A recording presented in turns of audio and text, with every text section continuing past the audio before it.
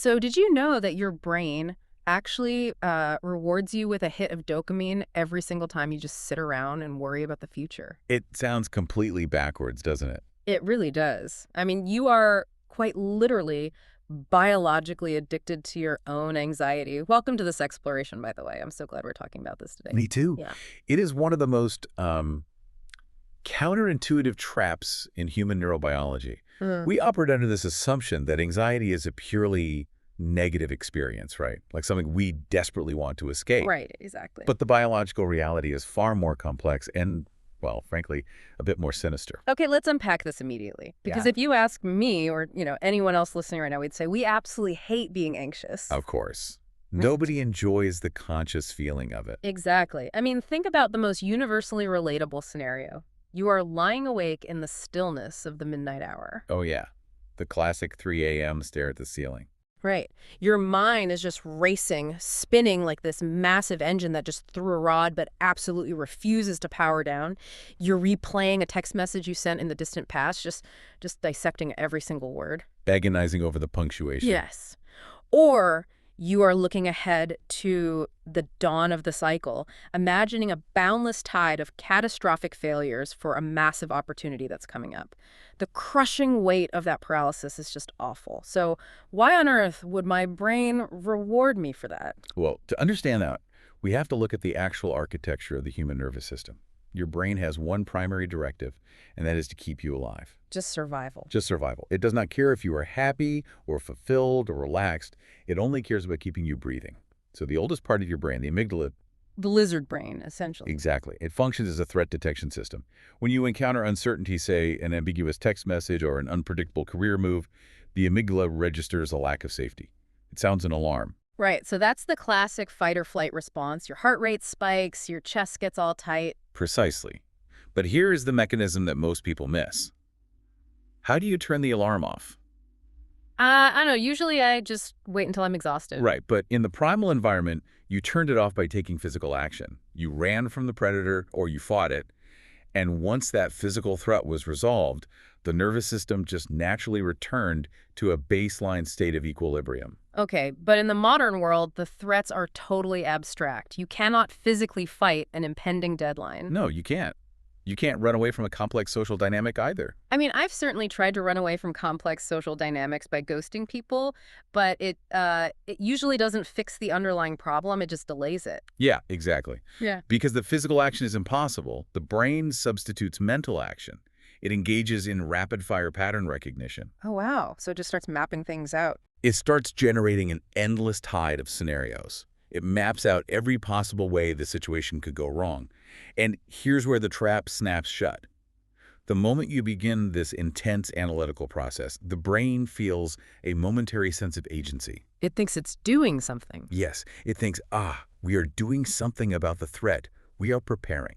And because it feels like preparation, it rewards us. Exactly. The act of analyzing the threat provides this fleeting illusion of control.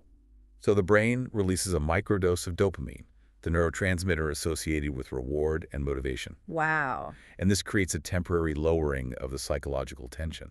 You feel a tiny, almost imperceptible hit of relief. But the underlying uncertainty hasn't actually been resolved at all. Precisely. The situation is still completely ambiguous. So the tension inevitably spikes again. And what does the brain do? It goes right back to the worry. It immediately returns to the behavior that just provided relief. It analyzes even harder. Okay, wait. Let me play devil's advocate here for a second.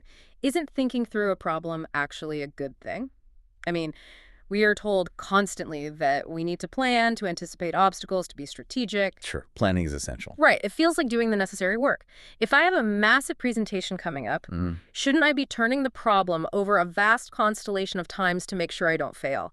Where is the line between responsible planning and this addictive loop of overthinking? That's a great question. The difference lies entirely in the destination. Real thinking has a terminus. It is intentional, it's directed, and it's finite. Finite, okay. Let's say you are preparing for that presentation. Genuinely thinking through the problem means sitting down, outlining your core arguments, identifying potential questions the audience might ask, and formulating answers. Actually doing the work. Yes. And once you have built that structure, you arrive at a profound sense of clarity. A decision is made. A strategy is locked in. the mental effort ceases, and you transition into physical execution. So it's linear. It moves from point A to point B, and then the car turns off. Exactly. Overthinking, on the other hand, is entirely circular. It is an endless tide yielding no shore. An endless tide yielding no shore. I like that. You are not arriving at a destination. You are just doing donuts in the parking lot. Oh, man. You map out a scenario, you find a flaw, you panic about the flaw, you map out a new scenario to fix the flaw, you find a new flaw in that scenario, and the cycle just continues. You are burning an immense magnitude of fuel, but you haven't moved an inch. You are entirely convinced you are traversing a mountain, but you're really just running on a treadmill. That is exactly it. That is a phenomenal distinction. Real thinking leaves you energized to take physical action. Overthinking leaves you completely exhausted and fragmented, paralyzed right where you stand. In returning to that addiction analogy, Yes, earlier you compared this to physical addiction. You said the cure is the poison. Can you break down the mechanics of that analogy? Because frankly, framing my own anxiety as a substance abuse problem is honestly terrifying, but I feel like I need to understand how that machinery works. well, consider the biological architecture of a chemical dependency. A substance is introduced into the system, which eventually creates a chemical imbalance, a craving. Right. This craving manifests as severe physiological tension. The user consumes the substance to relieve the tension, and in that brief window of relief, the user implicitly trusts that the substance is their medicine. They believe the substance is fixing the discomfort. But the substance is actually what caused the discomfort in the first place. The cure is the poison. Correct. The substance creates the wound and then offers a temporary bandage that ensures the wound never actually heals. The mirage of overthinking operates on the exact same architecture. The act of worrying generates the psychological tension. You feel terrible. Then your mind steps in and says, "Don't worry, I will protect us by analyzing this situation from every conceivable angle." And that analysis provides the hit of dopamine. Yes, it provides a fleeting moment of perceived control, which slightly lowers the tension. You feel a brief hit of relief, and your nervous system mistakenly credits the overthinking for helping you. So you've just reinforced the dependency. You have guaranteed that the moment the tension spikes again, your brain will immediately reach for the drug of rumination. That explains why it is so incredibly difficult to just stop worrying. I mean, when people tell you to just calm down, it's completely useless advice. If you are addicted to the worry, stopping cold turkey is going to cause withdrawal. And that withdrawal is severe. The mind panics at the sudden absence of chaos. When you attempt to step off the treadmill of overthinking, the sudden quiet is not interpreted by the nervous system as peace. What is it interpreted as? It is interpreted as a failure of vigilance. The brain has become so accustomed to the static, to the high alert state of constant threat assessment, that silence feels incredibly dangerous. It's like living next to a busy highway your entire life and then suddenly moving out to a secluded cabin. The silence doesn't feel relaxing. It feels ominous. You're just waiting for the other shoe to drop. Precisely. Your amygdala starts firing warnings. Why aren't we analyzing the threat? We are unprotected. This is the crucial moment where the overwhelming majority of people fail. Because they cave to the panic. They feel this panic, this withdrawal, and they mistake it for genuine intuition. They believe the panic is proof that they actually do need to worry, that there really is a hidden danger they are ignoring, so they dive right back into the cycle. So how do you spot the counterfeit before you are completely swept away by the current? Because in the heat of the moment, when my chest is tight and my brain is screaming that everything is going to fall apart if I don't figure it out right this second, it feels incredibly real. You spot the counterfeit by becoming an objective observer of your own internal mechanics. You have to examine the emotional residue the thought process is leaving behind. The residue. Yes. As we discussed, genuine thought leaves you grounded and decisive. The mirage leaves you hollowed out. If you've been contemplating a situation for a vast passage of time and you are no closer to a tangible physical action, you must recognize the trap. You have to label it. Accurately. You say to yourself, I am not problem solving right now. I am experiencing a craving for control. Labeling it takes the power away from the specific content of the worry, right? Like if I'm stressing about an email, the problem isn't actually the email. The problem is the biological craving for certainty. Exactly. You separate the mechanism from the narrative. The narrative is just the costume your anxiety is wearing today. Yesterday was an email. Tomorrow will be a financial decision. Next week it will be a health concern. The content is irrelevant. The biological mechanism is identical. Okay, but recognizing the trap is only the first step. And honestly, it often feels like the easiest step, because the immediate instinct, once you realize you are caught in this loop, is to fight it, Oh, absolutely. which leads us directly into a massive paradox. We try to force our minds to be quiet. We try to banish the anxiety through sheer force of will. We say, stop thinking about the presentation, stop thinking about the email. And in doing so, we trigger a catastrophic escalation. What's fascinating here is that we encounter the absolute futility of willpower when it comes to conquering the mind. Willpower just doesn't work. Not for this. Willpower is a function of the prefrontal cortex, the logical executive center of the brain. It requires immense metabolic energy to maintain. The underlying craving for control, the anxiety, is an enduring storm originating in the deeper, older, automated structures of the brain. So it's essentially a battle of endurance between a conscious logical thought and an unconscious biological drive. And the biological drive will win an overwhelming majority of the time. When you attempt to force the mind to stop thinking, you run face first into what neurocognitive research calls ironic process theory. Oh, the white bear problem. I've read about this. If you tell someone to absolutely, under no circumstances, think about a white bear, what is the only thing they can think about? A white bear. Because the act of suppression requires monitoring. To ensure you are not thinking about the anxiety, your brain has to constantly check in on itself. Am I thinking about the white bear? Exactly. Am I anxious right now? Am I thinking about the presentation? Let me check. This monitoring process keeps the concept active in your working memory. So you're making it worse? You have simply created a new, far more insidious layer of mental noise. You are no longer just thinking about the original problem. You are now actively thinking about not thinking. It's like trying to extinguish a roaring flame by throwing the heavy wood of trying harder right into the center of it. It's like pressing the gas pedal and the brake pedal to the floor at the exact same time. The car isn't moving, but the engine is screaming. You are burning an immense magnitude of fuel, and eventually the whole system is going to overheat and break down. That is a perfect mechanical analogy. Resistance feeds the exact loop one is trying to escape. When you apply pressure to a psychological pattern, you solidify it. You grant it reality, density, and importance. Your brain assumes that anything you are fighting that hard against must be a legitimate threat. But wait a minute, if fighting the anxiety makes it worse and giving into the anxiety keeps the addiction alive, what on earth is the alternative? Are we just supposed to sit there passively while our brains torture us? I struggle with the idea that the mechanism of change is effortless. I've heard this theory before, just observe the thoughts, don't engage. But when you are in the middle of a full-blown panic spiral, effortless observation sounds like a fantasy. The friction you are feeling with the word effortless is entirely natural, but it comes from a misunderstanding of what the effort is usually applied toward. When we say effortless, we do not mean passive or weak. Okay, what do you mean then? We mean devoid of internal struggle. The change does not occur through the exertion of force. It occurs through a radical shift in perspective.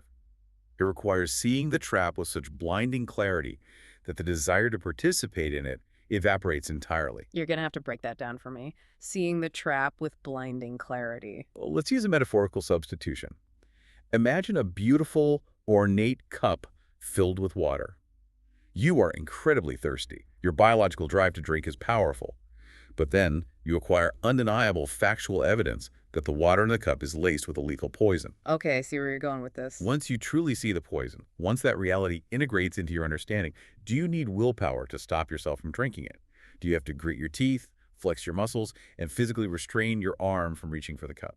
No, of course not. The desire to drink is just gone. The awareness of the consequence overrides the thirst. Exactly. The mere fact of seeing the poison clearly is the entire solution. The behavior falls away naturally, requiring no exertion of force whatsoever. This is the paradigm shift required for overthinking. So as long as I think the worrying is helping me. Yes, as long as you secretly believe that your worrying is keeping you safe, that it is somehow preparing you or protecting you, you will have to use monumental willpower to suppress it. You are trying to stop yourself from drinking from a cup you believe holds water. Wow. But when you truly, deeply recognize the mechanism, when you see that the overthinking offers absolutely zero protection, that it provides zero preparation, and that it only steals your vitality, exhausts your body, and keeps you paralyzed, you see it as the poison it You is. stop fighting the anxiety and you just let it be there, knowing it has no value. You don't take the bait. You observe the physiological sensation, the tight chest, the racing heart, but you do not engage with the mental narrative. You recognize the physical withdrawal symptoms of the addiction, but you refuse to consume the substance of rumination to soothe it. That makes profound logical sense. But it brings up a huge practical issue. So what does this all mean for our daily existence? If we drop the rope and stop fighting and we stop engaging in this massive energy-intensive process of overthinking, won't our minds just wander into the abyss? We have all this pent-up cognitive energy. That is a critical observation, and it leads us to the concept of the vacuum. The human mind abhors empty space. Cognitive bandwidth is a finite resource, but it demands to be utilized. So if you don't give it a job, If you simply remove a localized anxiety without providing a new demanding focal point, the mind will inevitably invent new phantoms to combat. The brain's threat detection software does not just turn off, it goes looking for new targets. so you fixate on a weird noise the car is making, or a random pain in your shoulder, or you start inventing interpersonal drama where there is none. I mean, I've seen people do this. The moment their lives get stable, they subconsciously sabotage it because they don't know how to exist without the chaos. Yes, the towering intensity of that mental energy must be channeled. It requires a singular, undeniable purpose. Purpose acts as the ultimate filter for human consciousness. How does that actually work mechanically? How does having a purpose stop the anxiety from returning? It works through the reallocation of cognitive resources.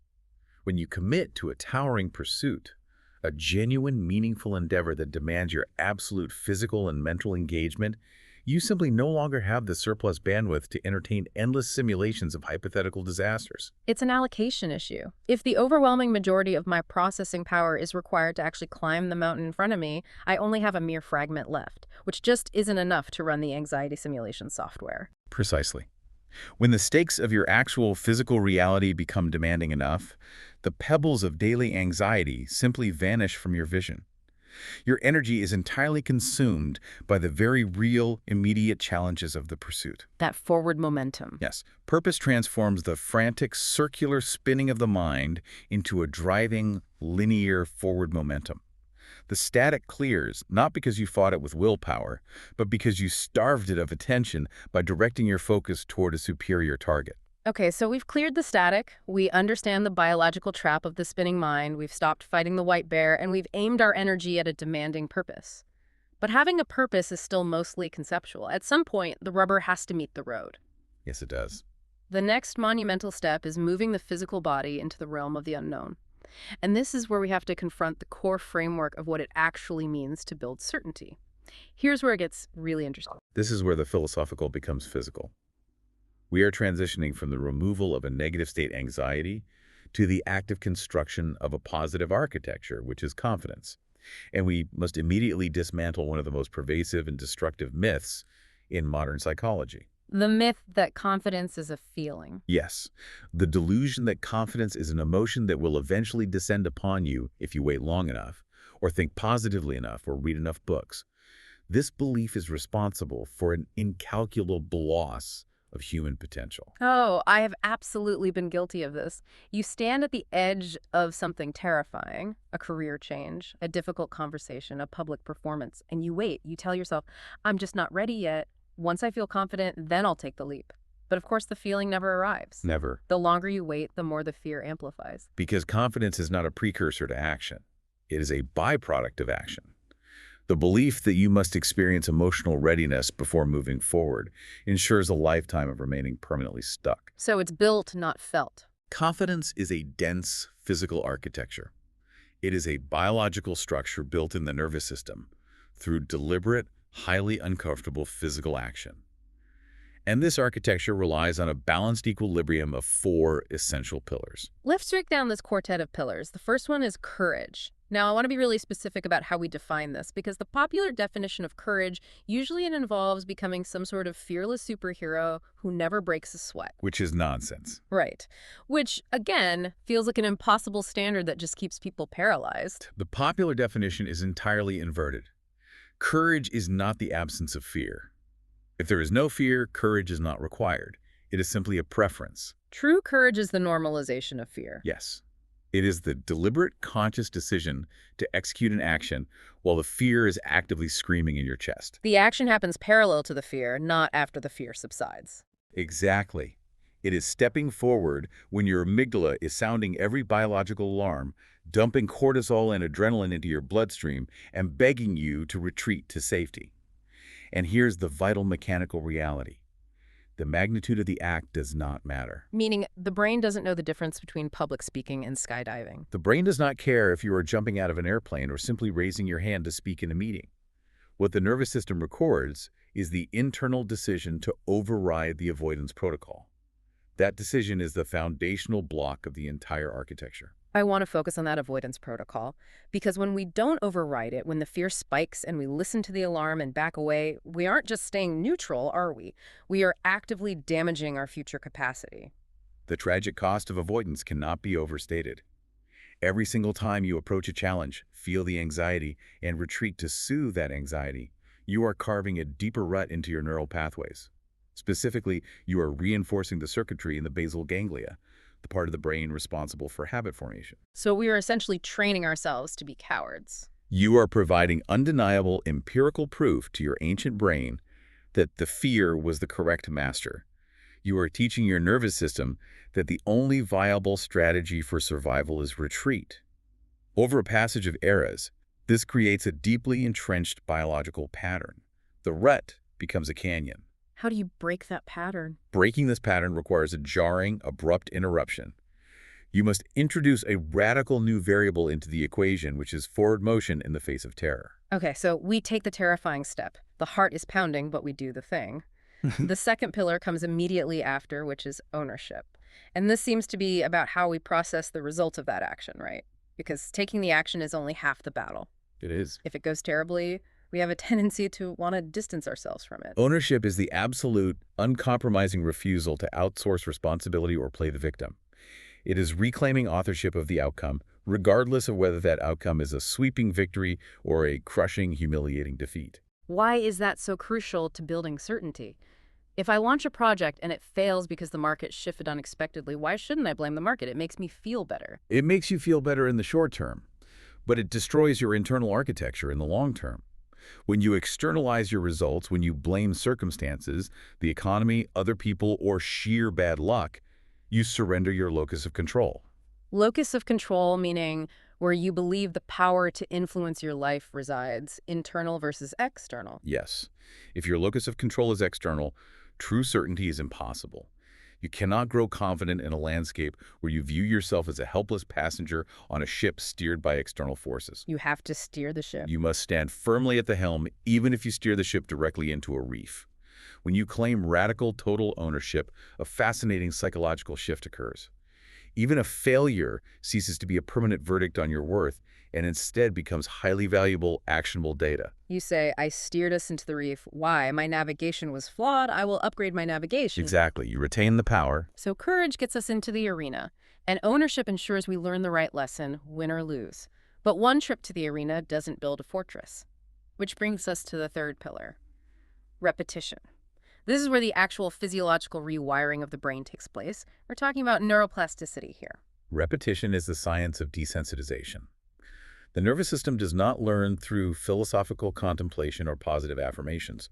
It learns through physical experience, repeated relentlessly over a vast constellation of times. So a single act of courage isn't enough. A single act of courage is a solitary spark.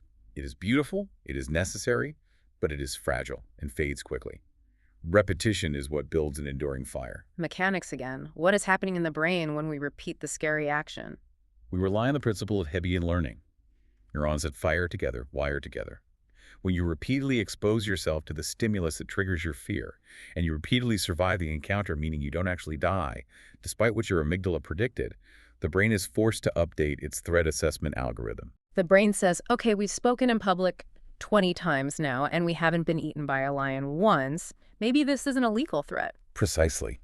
As you repeat the exposure, the myelin sheaths the fatty tissue, insulating the neural pathways associated with the courageous action they thicken. This allows the signals to travel faster and more efficiently. The alarm bells grow quieter, the physiological stress response dulls, and an action that once required monumental effort becomes a natural, automated reflex. You are transforming the terrifying into the mundane. You are. It's exactly like building muscle. The early attempts to lift the weight feel like trying to move a mountain. Your whole body shakes. But through the passage of eras, as you keep showing up to the gym, what used to be your absolute maximum becomes your warm-up. It becomes an effortless rhythm. Yes. But to keep that rhythm going, to justify all that repetition, we need the fourth pillar. We need evidence. Evidence is the mortar that holds the entire fortress together. It is the internal vault of undeniable proof. Without evidence, confidence is merely a fragile layer of self-delusion. When you consistently act with courage, take ownership, and repeat the process, you naturally begin to accumulate tangible receipts of your capability. This is where we have to address the whole fake it till you make it culture. We are constantly told to stand in front of a mirror, strike a power pose, and repeat empty affirmations. I am successful, I am confident. But if there is no actual evidence in the vault to back that up, the brain knows you're lying to it, doesn't it? The brain is an incredibly sophisticated lie detector. If you attempt to pump yourself up with hollow affirmations while your historical data shows a clear pattern of avoidance and retreat, the cognitive dissonance will actually increase your anxiety. Wow. So fake it till you make it actually backfires. It absolutely backfires. Yeah. The framework we are discussing completely flips the script. You do not fake it until you make it. You do it until you become it.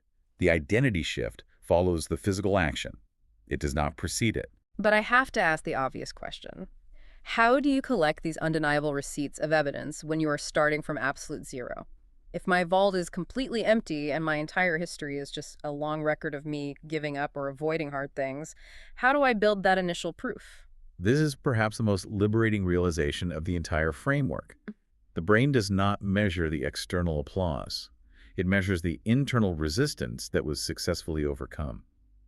The magnitude of the victory in the eyes of the world is entirely irrelevant to your nervous system. So I don't need to go out and build a massive company or give a massive speech to put a receipt in the vault. Not at all. When the vault is empty, you simply need to win a microscopic battle against your own avoidance. It could be making a single, slightly uncomfortable phone call that you've been putting off.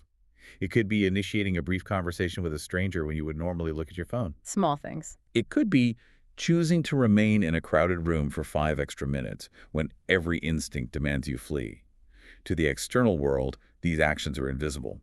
But to your nervous system, they are massive, undeniable deposits of evidence. Because you felt the resistance and you moved through it anyway, you survived. Yes.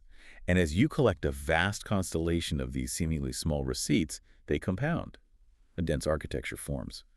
So when a massive challenge arises in the future and self-doubt inevitably creeps in, you do not combat it with wishes or positive thinking. You combat it with hard data. You look at the receipts. You open the internal vault, point to the historical record and say to yourself, I have survived this physiological state of panic before.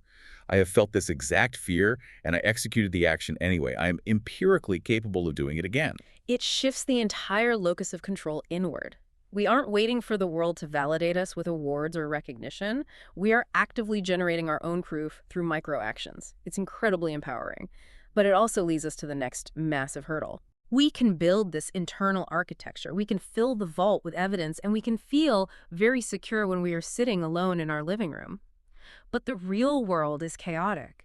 When we step outside, we have to sustain this power when the external environment attempts to shatter it. Yes. This transitions us from the psychological realm into the profound interplay of biology and external environment. It is one thing to possess internal certainty. It is an entirely different mastery to translate that internal power into external stability. We must explore the biological engineering of certainty, which serves as the foundation for social mastery. The alchemy of state and space. Let's start with state engineering, because this blew my mind. We spend so much time talking about how the mind controls the body, but the inverse is actually faster and more powerful. The body leads the mind. The communication between the brain and the body is completely bidirectional. We culturally tend to view our physical posture and our breathing patterns as mere reflections of our emotional state. If we are sad, we slump. If we are anxious, we breathe quickly. But neurobiological research demonstrates that the physical vessel can dictate the neurochemical state just as effectively as the mind can. A sweeping shift in physical architecture fundamentally alters the biological signals sent to the brain. We can literally hack our nervous system by moving our meat suits differently. How does that actually work mechanically? What is happening between the spine and the brain? Consider the biological posture of submission and prey. When an animal is threatened and cannot escape, it compresses its physical form. It rounds the shoulders to protect the vital organs, it lowers the gaze to avoid challenging the predator, and breathing shifts to rapid, shallow movements in the upper chest. Which is exactly what we do when we are staring at our phones, stressed out, waiting for meeting to start. We are huddled over, physically simulating a prey animal. And your brain receives those mechanical inputs. It monitors the shallow breathing and the compressed spine, and it concludes, we must be under attack. Release the stress hormones. Just based on posture. Just based on posture. Cortisol and adrenaline elevate, your analytical capacity narrows, and your subjective feeling of fear intensifies. You have engineered an anxious state simply through geometry. So the reverse must also be true if we expand the geometry. The exact opposite cascade occurs. When you align the spine, draw the shoulders back to expose the chest, and take slow, voluminous breaths deep into the diaphragm, you are physically adopting the biological posture of an apex predator, or at least an organism that is entirely safe in its environment. The diaphragmatic breathing is key here, right? Yeah. Because that engages the vagus nerve. Precisely. The vagus nerve is the primary superhighway of the parasympathetic nervous system, the rest and digest network. Slow, deep expansion of the diaphragm mechanically stimulates the vagus nerve, which immediately sends a powerful overriding signal to the brainstem. Saying what? The environment is secure. Stand down the alarm. You lower your heart rate, decrease cortisol, and instantly flip the nervous system from anxious to alert and grounded. You can command certainty with a single directed breath. That is an incredible tool. But I have to push back a little because if someone is sleeping 4 hours a night and living on sugar and caffeine, a deep breath isn't going to magically fix their anxiety. You are entirely correct. A tool is useless if the machine operating it is broken. This state engineering relies heavily on the holistic foundation of the human biological vessel.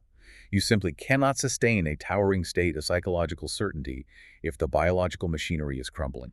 Sleep, pure fuel, physical vitality. They are not peripheral wellness concepts. They are the absolute bedrock of emotional regulation. An exhausted, poorly fueled body is inherently volatile. When your physical reserves are depleted, your nervous system lacks the energetic capacity to process complex stimuli effectively. So everything feels like a threat. Everything. It defaults to its most primitive defense mechanisms. It will interpret a minor social disagreement as an existential threat.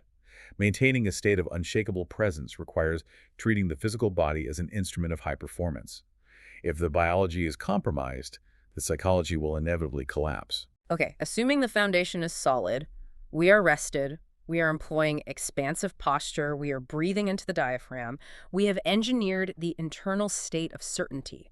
Now, how does this energy interact with the external world? How does this translate into what we are calling social mastery? Right. Because being confident alone in a room is easy. Being confident when standing in front of 50 people or facing down an intimidating authority figure is a completely different game. Social mastery is the outward emanation of the internal equilibrium we have constructed. It is crucial to understand that this is not about manipulation, arrogance, or putting on a theatrical performance. It's not acting. It is entirely about resonance. When an individual operates from a foundation of genuine certainty, their physical presence alters the gravity of the room. The mammalian nervous system is exquisitely tuned to detect the state of other nervous systems. We co-regulate. We pick up on each other's frequencies. If I walk into a room vibrating with anxiety, everyone else feels a little on edge. Yes. And the most potent transmitter of that frequency is eye contact. Holding steady, relaxed eye contact carries a heavy gravity. It communicates an absolute lack of evasion. You aren't hiding. When you look someone directly in the eye without darting away, you are biologically signaling that you are fully present, observing, and completely unafraid of the connection. It establishes an immediate, unspoken baseline of authority. I've noticed that people who lack confidence can never hold eye contact. They are constantly scanning the exits, looking at the floor, looking at their hands. It makes you feel like they are hiding something. But beyond the eyes, the voice has to be the primary instrument, right? The voice is the direct acoustic manifestation of your internal state. The resonance of a calm, unhurried voice conveys immense power. Listen to how insecure individuals speak. They rush. They speak super fast. They compress as much information as possible into a frantic, fleeting window because their underlying assumption is that you're going to lose interest or interrupt them, or that they're taking up too much space. They breathe shallowly, which raises the pitch of their voice, signaling submission. They speak like they are apologizing for existing. Exactly. Certainty, however, understands the absolute value of time. A grounded individual speaks deliberately. They breathe deeply into the diaphragm, which lowers the resonant pitch of the voice.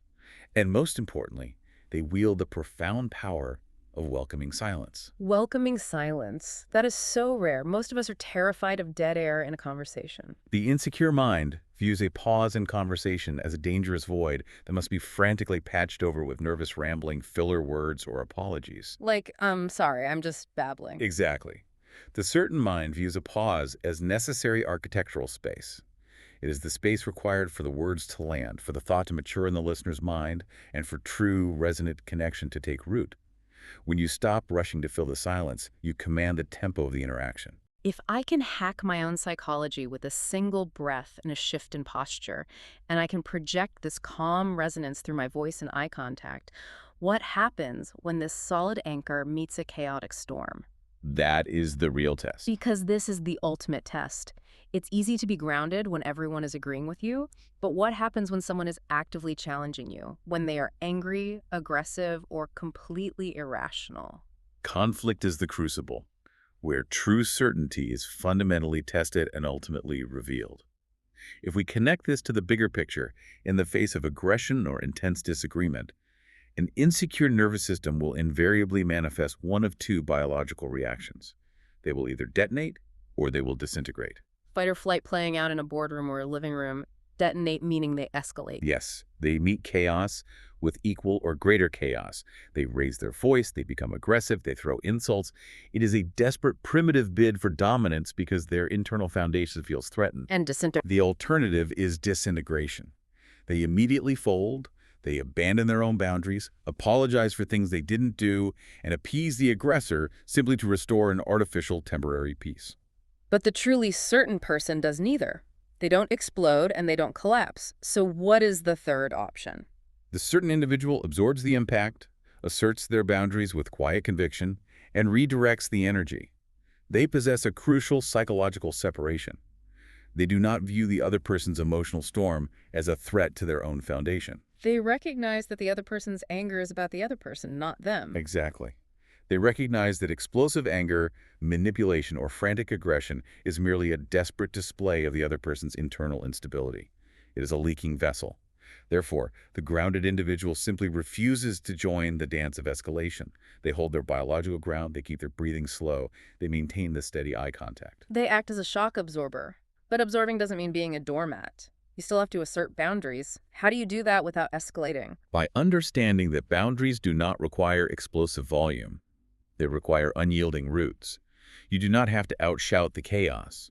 You merely have to outlast it. That is a phenomenal principle. Outlast, don't outshout. If someone is screaming at you and you respond by saying, "That tone is not acceptable to me and I will not continue this conversation until we can speak calmly," and you say it with a perfectly level, resonant tone and unbroken eye contact, it carries a weight that frantic shouting can never achieve. Because it demonstrates complete emotional independence. You are showing them my heart rate is not going to elevate just because yours did. My reality is not contingent upon your approval or your anger. You are redirecting the interaction away from volatile emotional reactivity and forcing it back toward rational engagement.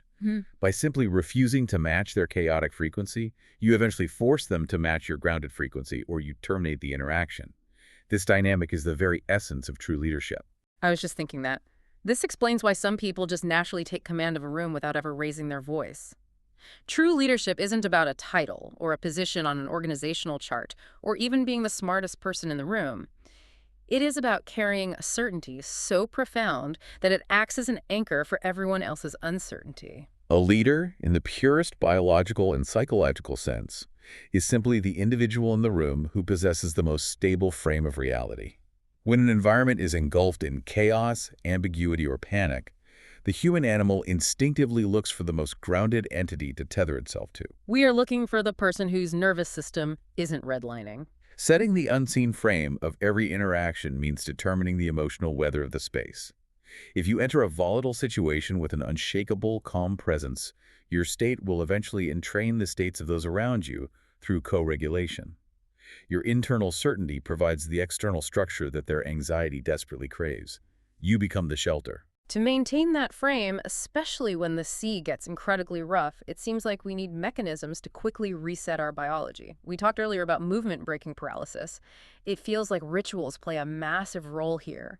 Rituals become the anchors in that raging sea. Rituals are the practical application of classical conditioning to your own nervous system. By pairing specific physical actions, a deep diaphragmatic breath, a specific alignment of the shoulders, a moment of intentional visual focus with the internal feeling of high performance and certainty, you create a biological trigger. Like Pavlov's dogs, but instead of salivating for food, we are triggering our own confidence. Precisely. If you perform this sequence repeatedly in low-stress environments, building the neural association, it becomes a weapon you can deploy in high-stress environments. Over time, simply initiating the physical ritual sends an immediate hardwired command to the nervous system to lock into that state of certainty, completely regardless of the external turbulence. It's automatic. It is a predictable, mechanical process for commanding your own biology. You are no longer leaving your state of mind to chance. This has been an incredibly dense conversation. The physical manifestation of confidence naturally leads us to step back and ask what the ultimate destination of this lifelong practice truly is. Because we have covered a massive expanse of territory today. We started in the darkest hours of the night, trapped in those endless loops of the spinning mind, completely confusing the biological craving of anxiety with the responsible act of preparation. We examine the poison in the cup. We did. We learned to recognize the withdrawal, to drop the rope, and to stop fighting the white bear with finite willpower. We learned to channel that immense, towering magnitude of mental energy into the singular filter of purpose. And then we moved into the physical realm. We deconstructed the actual architecture of confidence, realizing it is not a magical feeling, but a fortress built brick by brick through the normalization of fear, radical ownership, relentless repetition, and the accumulation of undeniable evidence. It's all connected. And finally, we explored the mechanical engineering of our biological state, the vagus nerve, the posture, the resonance, to project that certainty out into the world and anchor the chaos around us. It is a profound, fundamental evolution of the human operating system. If we zoom out to view the entire journey, a magnificent, broader reflection on human potential emerges. What we are really observing here is the transition from a passive victim of biology to an active architect of reality. Taking the pen and writing the code yourself. We move from the solitary spark of a mind paralyzed in the midnight hour, trapped in endless loops of its own automated design, to an individual who actively sculpts the pathways of their own nervous system. So much of what we perceive as ourselves, our hesitations, our social anxieties, our perceived limits, are not permanent personality traits. They aren't who we are. They are merely unexamined patterns, deeply worn ruts in the basal ganglia that we mistakenly adopted as our identity. That is incredibly hopeful. It means the concrete hasn't set. The architecture can be rebuilt. The entire framework we've explored is a mechanical methodology for transcending those inherited patterns. It is about the profound realization that your character is not a fixed monument carved in stone. It is a living, adaptable structure that you are constantly building through your daily physical actions. And true power, the kind that cannot be shaken by a shifting economy, the unpredictability of other people, or the inevitable failures of life, is realized in the quietest moments. It's what's left when the external world is stripped away. The ultimate validation of this journey is never external. The applause of the crowd is fleeting, titles are ultimately meaningless, and external security is always an illusion. True power is realized when the room is empty and the applause is completely silent. It is realized when you can look inward, past the static of the amygdala and the noise of the world, and fully unconditionally trust the entity looking back. It is the profound knowing that, regardless of what the unpredictable future brings, you possess the internal architecture to navigate it, to adapt, and to endure. That is the bedrock. That is the fortress that cannot be breached. I want to leave you with a final, lingering question to ponder on your own. We spend an absolutely staggering magnitude of our life force attempting to mentally shield ourselves from potential disaster. We build intricate, terrifying, high-definition simulations of a future that has not yet arrived, burning endless fuel to fight phantoms. But what if the greatest barrier to becoming the person you are destined to be was never a lack of inherent ability? What if it was never a lack of resources or a lack of opportunity? What if the only thing truly holding you back from a life of profound impact was simply a vast surplus of unchanneled imagination? Consider the breathtaking magnitude of what you could physically create in this world. Consider what tangible realities you might construct when the monumental energy you once spent fearing the future is entirely reclaimed to build it.